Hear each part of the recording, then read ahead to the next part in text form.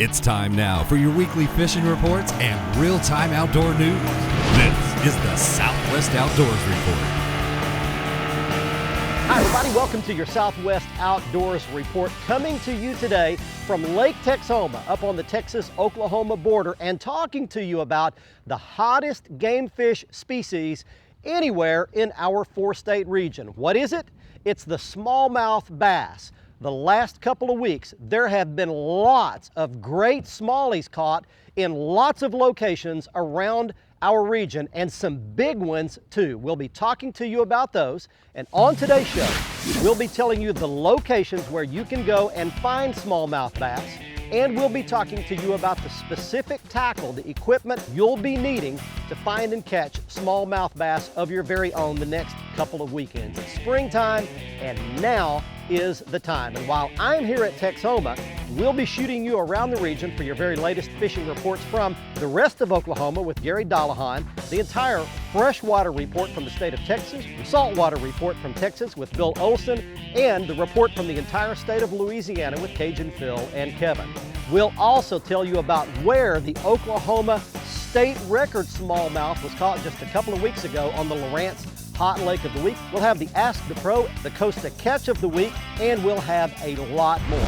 So right now, I'm gonna go looking on Lake Texoma, which by the way, is one of the better smallmouth bass fisheries in our region, and we get you back to Julie at the FSN Studios with your weekend planner. Hey everybody, let's take a look at the Salooner tables to help plan your spring fishing trip. The tables indicate good fishing for the entire weekend. Peak hours for Saturday will begin at 6:25 in the morning, while Saturday's best times will start at 7:10 a.m. The sun will rise at 6:58 and set at 7:57, and evenings will display a crescent moon 37% illuminated. Also, I want to let you know that the Texas High School Bass Championship will be held this month on the 28th at Lake Ray Hubbard. Registration ends on the 20th, so there's still time to get involved. Visit their website for more information. Stay with us, we're coming right back with fishing updates from Texas, Oklahoma, and Louisiana. Plus, I'll be back later with Mr. Crappie Wally Marshall on this week's Whataburger at the Pro. The Southwest Outdoors Report is brought to you by Tracker Boats, Fish the Finest, by Lowrance and the all-new HDS Gen 2 with Structure Map Overview, by Strand Fishing Lines, the standard of dependability, by Costa Sunglasses, see what's out there, and by Academy Sports and Outdoors, right stuff, low price, every day.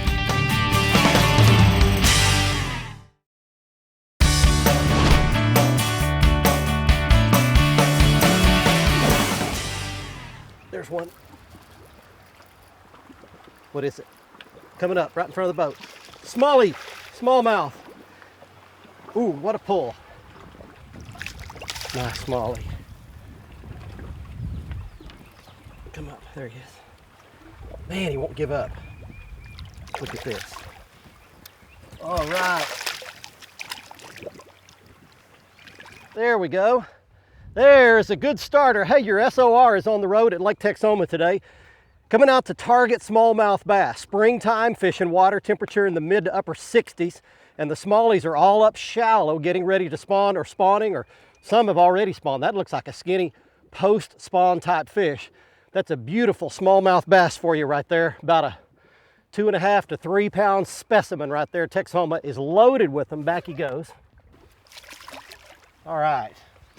All right, let me set the stage for you and tell you that the smallmouth bass fishing in Oklahoma specifically has exploded over the last couple of years. We've had a new state record, came in just a couple of weeks ago from Lake Latonka, just outside Lawton, Oklahoma, an 8 pound, 4 ounce Oklahoma state record.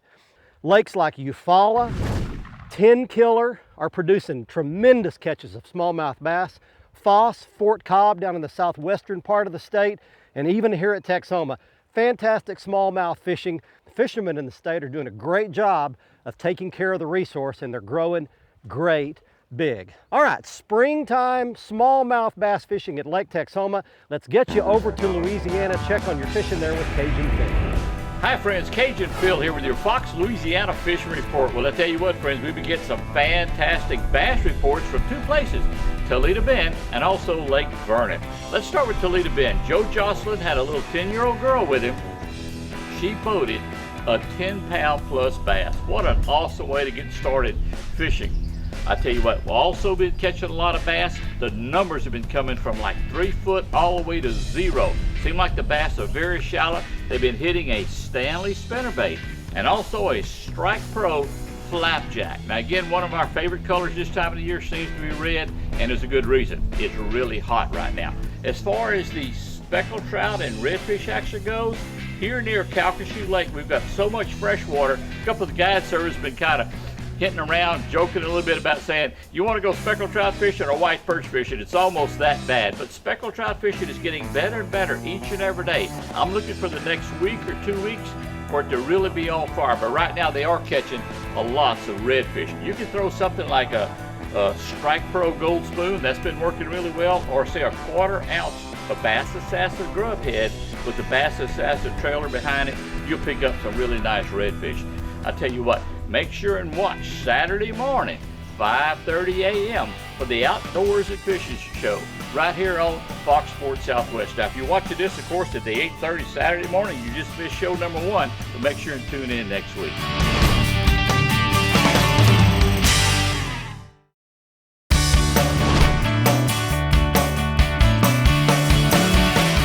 Well, it has been an extremely difficult and very frustrating day on Lake Texoma trying to catch these smallmouth bass. So far today, I've only caught one smallmouth about 3 pounds. I had one about 4 pounds follow my bait up and take a swipe at it just as I was raising it out of the water. And then I hooked one about 3 pounds, fought it for about 30 seconds, and then it jumped off. So it's been a very difficult day, hard time to make them bite. However, I will tell you, most of the smallmouths live in these areas, and I'll show them to you on the map. First of all, from about the Highport Marina area, all the way down the Texas shoreline, all the way to the dam, up the dam, and then stopping there and then moving up the Washita Arm, up into Oklahoma, up to about the US Highway 70 bridge. Now the areas you're gonna wanna concentrate on are gonna be the rocky and gravelly areas. My experience here has been that most smallies do not live on the dirt portions of the lake. At the end of the show on the Academy Right Stuff, I'll show you the particular baits that you'll need to be throwing to catch the smallmouth bass. Let's move along right now and check in with Brian Hughes with the rest of Texas and fishing reports from there. Hi everybody, and welcome to this week's Lone Star Lakes, brought to you by Andrews Custom Leather. Now, viewer John sent us a request for a report on Sweetwater, so here it is just for you, John. Sweetwater's 12 feet low, and they have both crappie and bass in the shallows. That tells me they're spawning. The crappie are being caught on minnows, the bass on Junebug-colored Texas rigged lizards. Now, I also want to mention the Texas High School Bass Championship coming up on Lake Ray Hubbard, April 28th. This is open to high school students, and they can enter by April 20th. Go to TexasHighSchoolBassChampionship.com for more information and all of the eligibility requirements. You will also find that they're giving away scholarships for first place from Tracker Boats and Bass Pro Shops. For more information on the Lone Star Lakes area, be sure and click on my picture on the website, SouthwestOutdoorsReport.com. That's this week's Lone Star Lakes, brought to you by Andrews Custom Leather, the best in custom and exotic shooting accessories. Now let's check in with Mr. Bill Olson. You'll find him on the coast. Hi folks, Texas Outdoors Journal brings you this week's report. For the very best monthly coastal and inland fishing information, plus year-round hunting tips, check out our award-winning magazine. Pick up a copy of Texas Outdoors Journal on newsstands or subscribe securely at the website on the screen. Higher tides, runoff concentrating fish, and the jetties or patterns that are working along the Texas coast this week. On the upper coast, Sabine, Trinity, Galveston, and parts of Matagorda have been impacted by runoff from recent rains. As freshwater moves into the upper reaches of the bays, speckled trout are pushed to the south end where they're concentrated along shorelines. Best depths remain from 4 feet to the shoreline. Live shrimp and soft plastics or topwater lures are catching fish. Around the jetties on the upper coast, specks, black drum, and sheepshead are being caught. The sheepshead are closest to the rocks, and the trout are moving back into the bays from the Gulf. San Antonio Bay continues to give up good specks around its shell reefs. Topwater lures and live baits have been the baits of choice. Flooding tides around Rockport, Port Aransas, and on southward have specks and reds moving into flooding areas that have not been accessible. Fish close to the grass, out to less than 3 feet. Soft plastics or shrimp under a mauler have worked for those drifting to potholes and shorelines. Port Isabel anglers have caught scattered trout south of Gaswell Flats and around Longbar on soft plastics and live bait. This weekend, Saturday, is a double tide schedule of 2 high tides and 2 lows. This Sunday is a 3 tide day with 2 low tides and just 1 high. I'm Bill Olson, and I'll see you on the coast. Hey, we've got to take a quick break right here, but before we do, I want to mention the wind has blown more than 20 miles an hour all day long today. The places that I need to fish on this lake are exposed to a hard north wind. The only thing that allows me to stay out here all day long, number one, is my MotorGuide Tour Edition trolling motor. I use the big one. It's the 109-pound thrust trolling motor. It is a big, powerful motor. But the more important thing than that on a day like today, I can go all day long on my X-side batteries, and I can promise you I've got as much power coming out of those batteries as I did this morning. X-side batteries are unbelievable, and I've got the big Group 31 batteries back there on my 36-volt motor, so I've got 3 of them back there, and I can probably run for 2 or 3 days without recharging if I really had to. Check out the X-side battery line at all the Academy stores across the region. We'll be right back for more from Lake Texoma. The Southwest Outdoors Report is brought to you by Mercury, the official outboard of the Southwest Outdoors Report for 10 years running. By X-Side, start positive, stay positive. By Lou's Reels and Rods, feel the difference. By Whataburger, proud to serve it hot and fresh 24 hours a day. And by Onyx Personal Flotation Devices and Rainwear, keeping you safe on the water.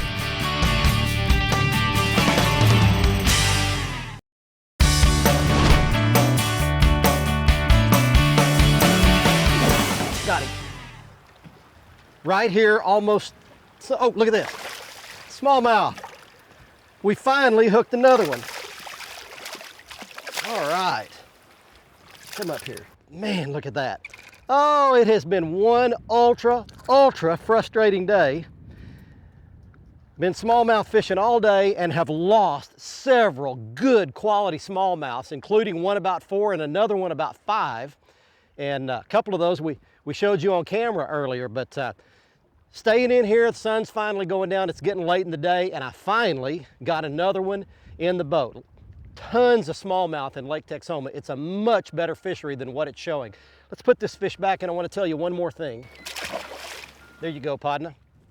One other thing I want to mention about Texoma, we've driven around the lake a lot today. The upper ends of both arms are murky. The Ouachita arm and the Red River arm are both really murky. Anytime you get around Preston Point, anywhere from the west of there is pretty murky.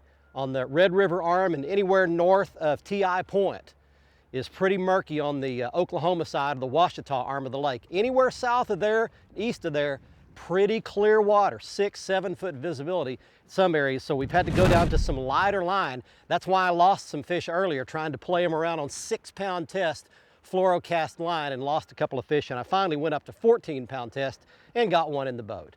All right, let's move along with some more of the fishing reports. Here's Gary Dollahan and the rest of Oklahoma. Big poles, big fish, a really unique fishing opportunity in our state that gets us worldwide recognition and also a source of revenue. Paddlefish are very ancient fish. They're one of a group of fish similar to some things like sturgeon, and actually they're a little bit closer related to things like sharks because they don't have bones, they have cartilage. Northeast Region Fisheries Supervisor Brent Gordon gave me a great tour of the Paddlefish Research and Processing Center located near Twin Bridges on Grand Lake. The center is open March 1 to April 30th. It's closed on the paddlefish catch and release days, Monday and Friday. Each collected fish is immediately marked by a scannable ID that remains with all parts of that fish for complete accountability. The biologists get the age, weight, and measurement info they want for managing the population. Anglers get the fillets that have been professionally cleaned and cared for at no cost to them for some fine eating. Almost all Oklahomans benefit from the paddlefish's eggs or roe. that are processed at this center into high quality, ready to eat caviar sold on the international market. That's because the proceeds from the caviar sales serve as a self-sustaining source of income to fund the department's ongoing paddlefish research and law enforcement activities, plus provide financial support to other anglers' benefits too, like fishing access. Brent said the assigned tag is really important. And that fish numbers follow that fish all the way through, the entire time. Since paddlefish feed only on plankton, they don't hit lures. That means they have to be snagged, so obviously special regulations apply to that. I've put a lot of that information on my page on the Southwest Outdoors Report website. Check that out. One thing about it, you can't catch them if you don't go. Well, the state records just keep on rolling in from the state of Oklahoma. As we mentioned earlier in the show, the new smallmouth bass record was caught by Ryan Wasser out of Lake Latonka. Where the heck is Lake Latonka? Well, let's talk about it. We'll show it to you. It's near Lawton, Oklahoma, and we'll locate it on the Lowrance HDS-10, the big widescreen unit here on my Nitro. As you can see, the lake is just north of Lawton, Oklahoma in the southwest part of the state. It's situated in the Wichita Mountains to the west and south, and you can see those here on the topo map. It's a fairly hilly area. The lake is 2,400 surface acres, 21 miles of shoreline. Now, I've personally never been there, but I can promise you I will. Here's what I find from the contours on the Insight shaded relief mapping. It's an open water lake. There's not much cover, not much standing timber or weed beds. It has very rocky structure and a very steep, sharp drop from the shoreline out all the way around the lake, and you can see that here on the contours. It goes from shallow to deep real fast. The maximum depth in the lake is around 50 feet. The water is fairly clear. The dam is here on the south end, and it's a very small dam. If you go, you need to be comfortable casting in open water because you'll be fishing subtle drop-offs and ledges. And obviously there are some big bronzebacks in Lake Latonka, so you might want to give it a try. That's this week's Lowrance Hot Lake of the Week. Stay with us. When we come back, I'll have your Academy right stuff, show you the smallmouth equipment you'll need. We'll also have your Ask the Pro expert answers to your fishing questions, and we'll have your Costa Catch of the Week, your big fish photos.